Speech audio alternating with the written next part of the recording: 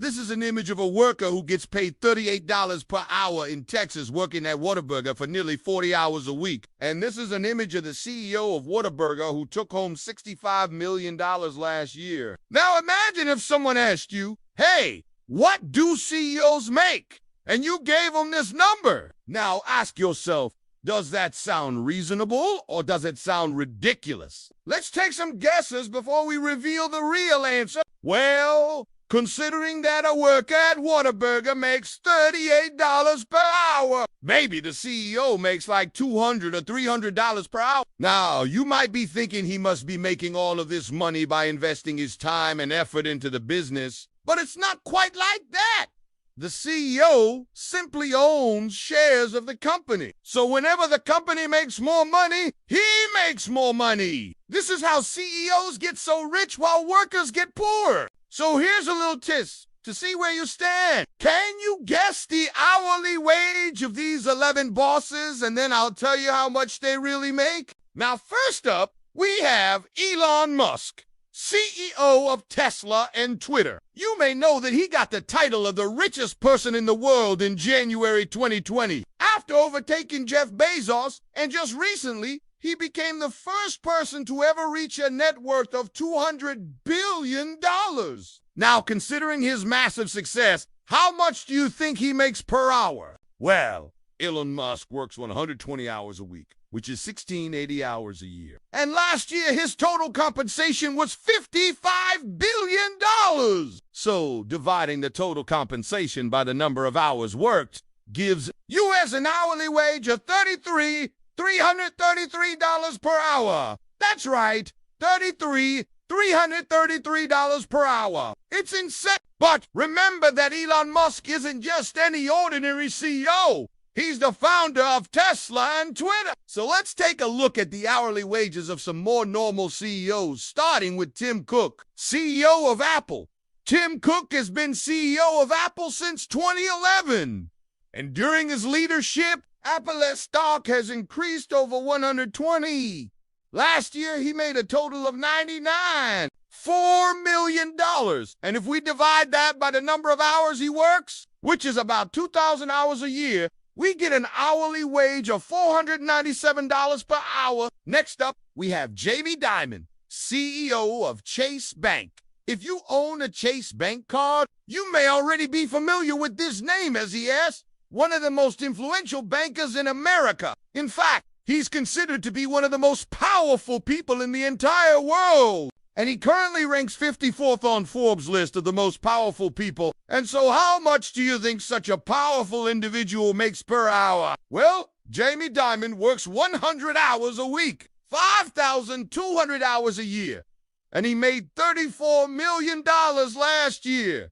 So dividing the two gives us an hourly wage of $6,800 per hour. Next up, we have Mary Barra, CEO of General Motors. She is the first female CEO of a major automaker, and she is also the highest paid female executive in the entire world. Last year, she earned a total of $30 million, and so if we divide that by the number of hours she works, which is around 2,000 hours a year, we get an hourly wage of $15,000 per hour. All right, now let's take a look at Larry Fink, CEO of BlackRock. Is a company that manages almost $10 trillion in assets, and they basically control the financial world. And so you can bet that Larry Fink makes a lot of money. In fact, he makes more than double what the CEO of Tesla makes. Last year, he made a total of $150 million.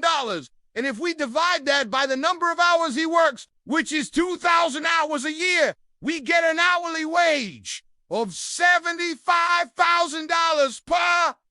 All right, next up we have Sundar Pichai, CEO of Google. Do you use Gmail, YouTube, or Google Drive? Well, if so, then you're familiar with this guy. He's literally one of the most recognizable businessmen alive. And last year, he made a total of $281 million, giving him an hourly wage of $500 per hour. All right, now let's take a look at another banker, Lloyd, CEO of Goldman Sachs. Lloyd is very well known in the banking industry, and he is considered to be one of the most powerful people in finance. He works 100 hours a week, and last year he made $30 million, giving him an hourly wage of $30,000 per hour. All right, next up, we have Robert J. Frank, CEO of Frank. Frank is a very mysterious man, as he's known for being extremely frugal. In fact, he is one of the richest people in the world with a net worth of $2.3 billion. And yet, he drives a Toyota Prius and doesn't own a TV, dishwasher, or even a cell phone. With that being said, he's still worth $2.3 billion, giving him an hourly wage of $184,000 per hour. All right, now let's take a look at Andy Grove, CEO of Intel.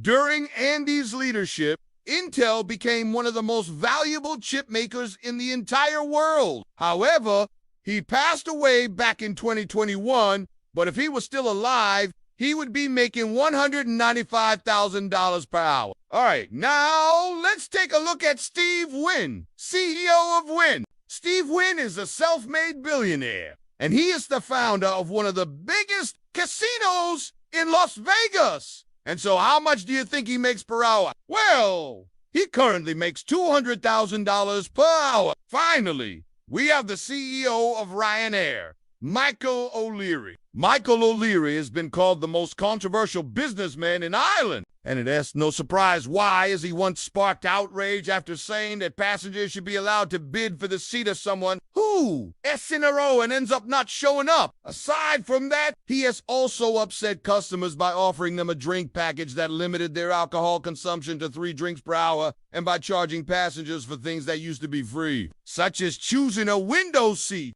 With that being said, he did raise Ryanair's annual profit forecast earlier this year, which resulted in the airline stock increasing by 2.7%. And so he currently makes $250,000 per hour. So now that we've gone over all 11 hourly wages, how many did you get right? Well, if you got even one of them right, you should consider yourself quite lucky, because most people don't know how much CEOs actually make. In fact, you probably thought that Sundar Pichai was the highest paid CEO, and that his $500 per hour wage was insane. Wow, you're not wrong, but there are CEOs who make twice that amount. Now, you might be thinking this must be the case for all businesses, but that's not necessarily true. Take a look at this chart, which shows the ratio between the CEO pay and average worker pay across different companies. As you can see,